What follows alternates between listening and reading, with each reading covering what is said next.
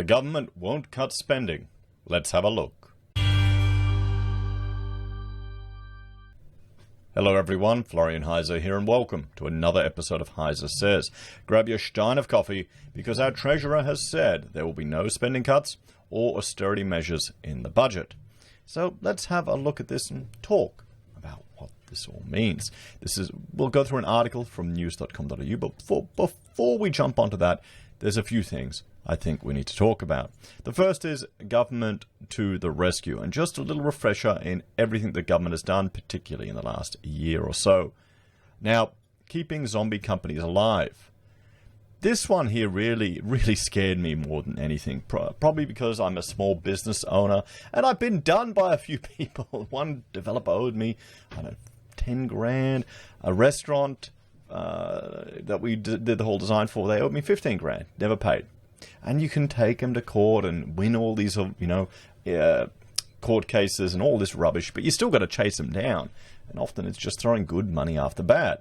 So the idea of allowing businesses to trade while they're insolvent, that terrified me. So we can see company administrations, external administrations, this is where external parties come in to administer the company, they're really low. They're down from where they were. So their expectations of 5,000 insolvencies to come through. Okay, so we'll have to see how that manifests over the next year. They are looking at bringing in some new rules to the insolvency process that's going to be kind of similar to some of the options businesses have in the US. And hopefully that will allow some businesses to trade back to being solvent. We'll have to see how that manifests. JobKeeper. And I just remember seeing that when I was doing the sums, how much of the workforce in each state was supported by JobKeeper. Nearly 9% in Victoria, everyone. It's a big number. And, we can understand why they did it. Because, frankly, I think it's because Centrelink couldn't handle a huge influx of people. You've got juicing the market. And we're seeing it in housing, everyone. Look at this. This is building approvals for houses compared to apartments. I wonder what's fueling that. We've got Home Builder, of course. You've got government grants up to 88 grand when you combine state and federal for housing. Remember when the cash rate at 3% used to be considered an emergency? Doesn't that seem novel? Remember when you actually could earn money in your bank account by having money in there? There's going to be a generation that doesn't even know that. Maybe the good thing that will, looking at the silver lining here, guys, maybe that will force a generation to become more financially literate and then start exploring opportunities to build greater wealth in the stock market. Maybe. You've got the 5% government loan guarantees. You've got the super withdrawals, which we know a lot of it was used to pay down debt. And I would bet a carton that a lot of it went to building deposits for houses. And we've got negative gearing, long-term systematic issues. It's been proven now that regardless of which side we have in power, that the government will juice up the housing sector to stimulate the economy. That's where they get the best bang for their buck. And, from that regards, Home Builder has been a fantastic success. Sure, it means my project's going to cost more. I'm having, everyone's overheated and flat out, but it's keeping people employed. And for every 15 grand the government's spending, they're getting at least another 150 grand spent in the economy. Oh, and wait a minute. There's GST on building materials, isn't it? So, we also have a reduction in housing supply. The stock that's coming onto the market, listings, are going down in most major cities. We're seeing that. You've got councils just limiting development. We saw recently a video I did where we're looking at an emergency declared in Tweed for housing affordability. And the council's been warning for it for years. So, it's kind of a bit late. You can't be complaining about something for years, and now all of a sudden it's gotten even worse. You've got to maybe incentivize low-cost housing. The problem is, with all the costs that you associate to a project, all these requirements, these headwork charges, these council charges, these energy rating star requirements, all of that blows up the cost. So that means to get a decent return, you need to have a high-value product and attract a different clientele. We've had the mortgage holidays, which is completely unnatural. I didn't expect that. I didn't even know such a thing would be on the tables. But, there you go. Look at the loans subject to repayment deferrals. There were so many of them. And you've got uncertainty just generally out there. So these are all the things about the government coming to the rescue. So our government won't cut spending, everyone, because, well, we'll see in the price that we're paying for all of this, we are getting quite a huge debt at the moment, a really big one. So Treasurer Josh Frydenberg delays spending cuts and austerity measures in the budget. Frydenberg has promised no sharp pivots towards austerity measures in a budget that will be pain-free for most Australians. And I mean, see, that's the thing, everyone. We'll discuss this in the solutions. But if it's pain-free for most Australians, they'll be happy. They won't worry about the long-term consequences. They'll just worry about the now, the short to medium term. Treasurer Josh Frydenberg will delay the ugly side of budget reform, spending cuts and austerity measures until after the federal election, pledging to first get the unemployment level down to pre-pandemic levels. So right now we're sitting at 5.6, so I think they need to get it down to 4.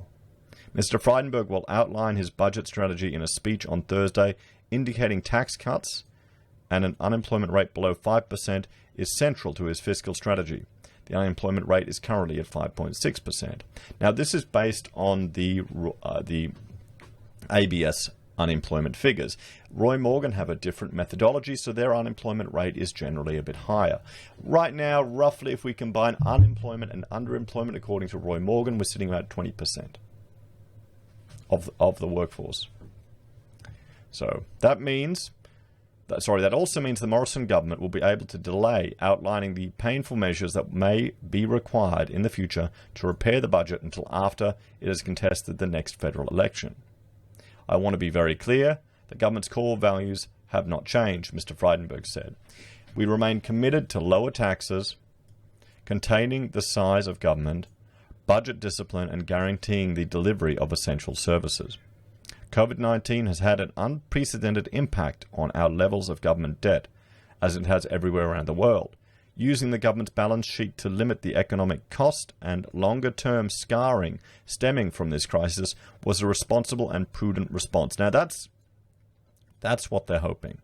And that's the power of our fiat system, everyone. And that's also the danger of our fiat system, that the government can, essentially intervene into the market as needed under emergency circumstances, can bring back future productive capacity and deploy it now, in a sense, to try and mitigate the long-term scarring to the economy or the damage to the economy. Now, the question is, which is worse in the long run?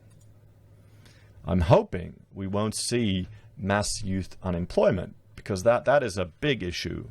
If you can't crack into the job market, it's harder to get in. Frydenberg is pledging there will not be any sharp pivots towards austerity in the May 11 budget. We need to continue working hard to drive the unemployment rate lower, and that is what next week's budget will do, Frydenberg said. We will not move to the second phase of our fiscal strategy until we are confident that we have secured the economic recovery. We want to drive the unemployment rate down to where it was prior to the pandemic, and then even lower, and we want to see that sustained. In the pre-budget speech to be delivered in Canberra, Mr. Frydenberg will argue that the unusual and certain times call for a flexible approach. We recognise that the COVID-19 pandemic is far from over, and we know that some businesses and sectors are still doing it tough, he said. But we won't be undertaking any sharp pivots towards austerity. The Morrison government strategy of temporary, targeted, proportionate measures to respond to the pandemic was a significant factor in the economy's strong bounce back. We were determined to avoid the high cost of prolonged unemployment from past recessions. In the 1980s recession, the unemployment rate rose from around 5% to over 10% and took over 8 years to recover, Mr. Frydenberg said. In the 1990s recession, the story was the same. With unemployment rising from around 6% to over 11% and taking 10 years to recover. In stark contrast, following this recession, we're on track for the unemployment rate to recover in around 2 years. Labor's Treasury spokesman, Jim Chalmers, said the Morrison government should be judged on what it delivered. Of course, they should be more ambitious on full employment. We've been saying that all along. But they don't have a credible plan to actually achieve it, he said. Well, it's not going to be possible to achieve full employment when you have artificial flaws in the price of labor. Some people aren't going to have the capability to meet those requirements, everyone. That's just what you're going to have. And so if you've taken advantage of these artificial flaws on the price of labor ever in your life, then I would argue you would have a duty of care to those that you've priced out of the market. What do you think about that one? The recovery would be stronger if Scott Morrison hadn't bungled the vaccine rollout, and the budget would be in better nick if the Liberals and Nationals hadn't wasted so much time on rorts. I mean, what are you kidding? Come on. I mean, do you think the rollout's going to make any difference? How many people are actually going to get it? I don't think our politicians realize how many people just can't be bothered. How many people who are pro-vaccination, I'm not going to go out of my way to get the bloody thing. I don't need to. I'd rather reduce my obesity. So, it's remarkable that the Treasurer has had to publicly rule out austerity measures. Austerity should never have been on the table in the first place. Well, what's this talk about austerity? And what's the price we're going to pay for all of this, everyone? Because, remember, nothing comes for free. Nothing comes for free at all. And the price we're paying, well, we can see national net debt will reach $1.298 trillion by 23-24. That's including all the states and federal debt. And, well, that's future work that citizens of this nation will have to do, chip away one way or another. We already pay a lot of tax. We already provide a lot of our energy and life to the state. Is this going to make it worse? Is the price we're paying worth it, everyone? Is the reduction in long-term economic scarring worth this impact? Are they going to inflate it away? So let's have a look at austerity, because it's been mentioned a few times, just if you're not familiar with it. So this is from Investopedia. The term austerity refers to a set of economic policies that a government implements in order to control public sector debt. Governments put austerity measures in place when their public debt is so large that the risk of default or the inability to service the required payments on its obligations become a real possibility. In short, austerity helps bring financial health back to governments. Default risks can spiral out of control quickly, and as an individual, company, or country slips further into debt, lenders will charge a higher rate of return for future loans, making it more difficult for the borrower to raise capital. So, in the key takeaways, austerity refers to strict economic policies that a government imposes to control growing public debt, defined by increased frugality. And we've seen that happen, well, particularly in Greece, and some of the demands from the EU upon them. There are three primary types of austerity measures: revenue generation, higher taxes to fund spending, raising taxes while cutting non-essential government functions, and lowering taxes and lowering government spending. Austerity is controversial, and national outcomes from austerity measures can be more damaging than if they hadn't been used. The United States, Spain, and Greece all introduced austerity measures during times of uncertainty. So, the solutions to this, everyone. Now, I think long term, we need to look at shifting the Overton window to make government intervention in the economy less socially acceptable, because I've done a video on it from the 2019 elections. And by the Overton window, one would argue that we've shifted more and more to an interventionist government approach. I mean, our Conservative Party is drastically intervening into the economy to a huge extent. They cannot even lay any criticism at all on the Rudd government for their largesse in their spending. So, how do we do that? Because this is going to be an interesting election. We'll have to see what happens. I would be shocked, honestly, at the moment, if Albanese managed to get up as leader. I wonder if they'll ditch him and bring someone else in to actually have a personality as an alternative to ScoMo. Because there'll be a lot of people there that, the media will bitch and moan about him, but who cares about the media? It's going to be the average punters around the barbecue that have got a lot of trade work, that are busier than ever, and they'll be happy. And now that's a big contingent of voters there. So it's going to be interesting to see. And the problem is, now that this precedent has been set, what will happen next time? What will happen when we have the next recession? I think we need to look at reforming our education system. But I'll ask you, is this even possible? I'm going to do a video on the changes to our education curriculum that they're putting forward. And it's kind of ludicrous. They're moving mathematics further up. They're pulling stuff out of the curriculum and they're adding woke things into it. Could we look at some experimental special economic regions around parts of Australia to look at different approaches to government intervention? Again, it comes back to the Overton window. You need to shift that, and to shift that, you need the media and the education system on side.